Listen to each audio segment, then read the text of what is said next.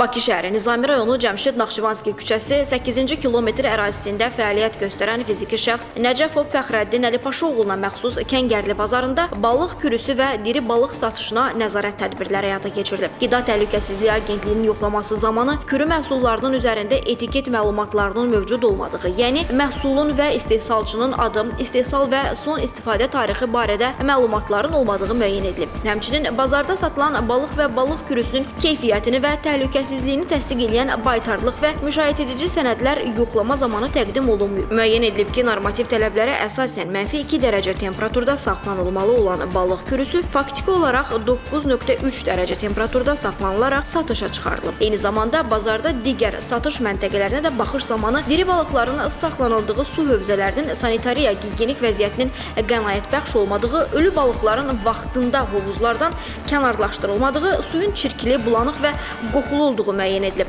Bu diri-diri, bu mala heç kim ola bilməz. Bunu hər gün şampunla yuyuruq, hər gün. Bax, İran şampunu, bu da bəli.